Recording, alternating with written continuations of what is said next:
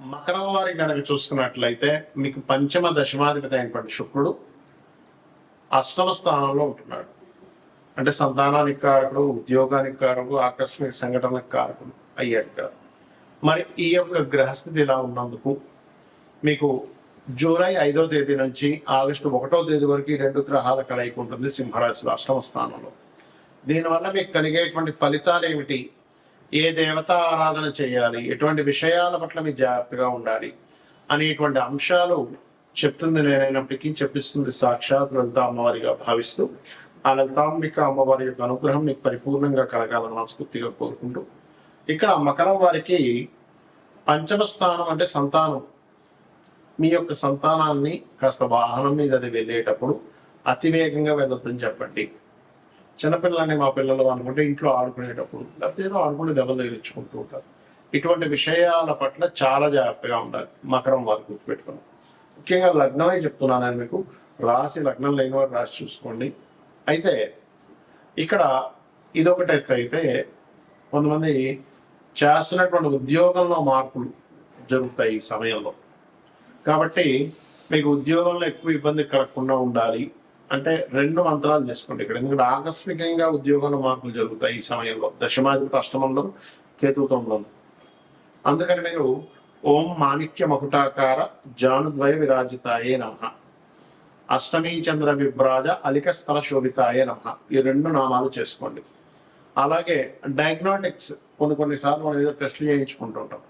ఆ డయాగ్నోసిస్ లో తప్పు వస్తూ ఉంటుంది. దాన్ని నిజమనుకొని ఓ బెమ్మేరెత్తిపోయి నాకు ఈ జబ్బు ఉందేమో, నేను ఇలా అయిపోతున్నానేమో, నాకు ఇదే ఉందేమో చాలా భయపడిపోతారు. ఏదైనా ఒక టెస్ట్ లో డయాగ్నోట్ చేసేటప్పుడు చేయించుకునేటప్పుడు 1కి 4 సార్లు మళ్ళీ అది చెక్ చేసుకోండి.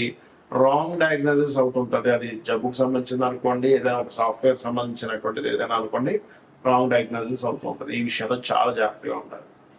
మీ యొక్క జీవిత భాగస్వామి ఎవరికి డబ్బులు ఇవ్వకుండా చూసుకోండి.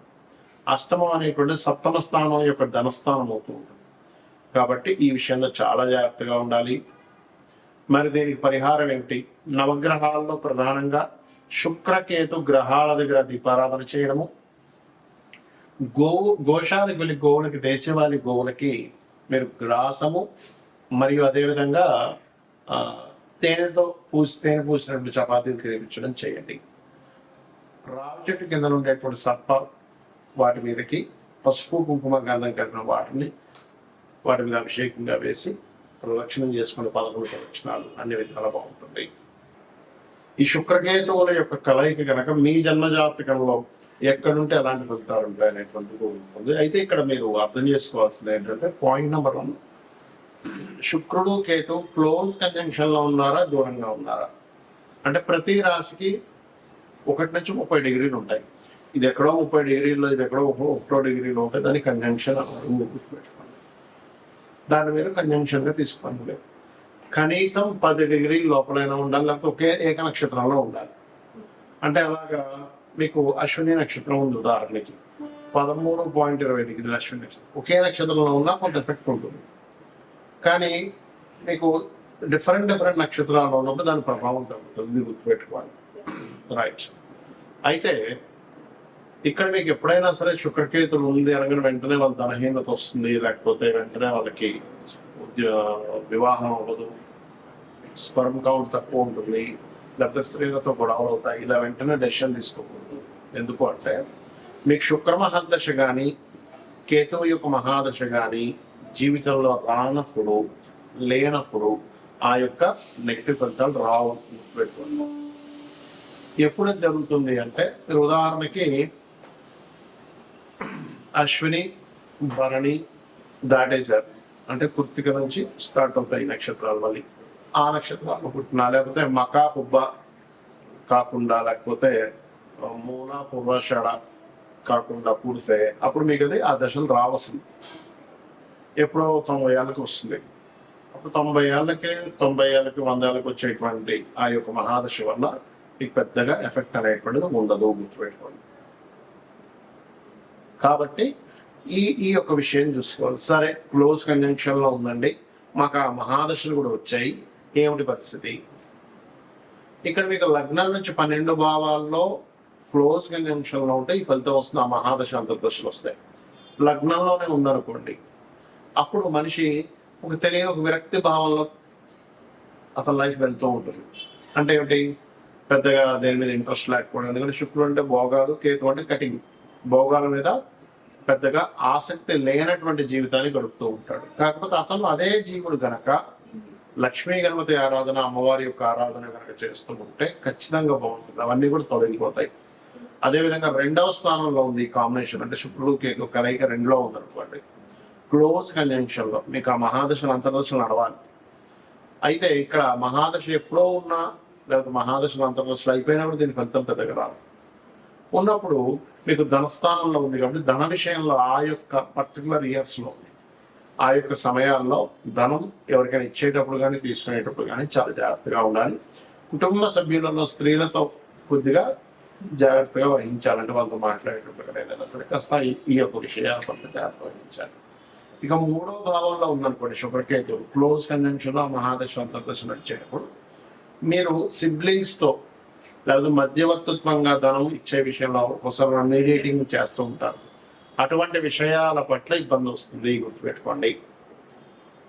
అలాగే 4వ భావంలో ఉంది, ఆ సమయంలో మీరు వాహనం కానీ గృహం కానీ కొనుక్కోకూడదు, మీ పేరు మీద కొనకూడదు. సర్వసాధారణంగా కేతువు 4లో ఉండే శుక్రుడితో ఉంటే వీళ్ళ పేరు మీద అసలు సైకిల్ కూడా ఉండకూడదని చెప్తారు ఎవరైతే. ఎందుకంటే వాహనము గృహము వచ్చినప్పటి నుంచి వీళ్ళ కష్టాలు ప్రారంభమవుతాయి, మళ్ళీ అవి అమ్మేసేదాకా కష్టాలు పోవు.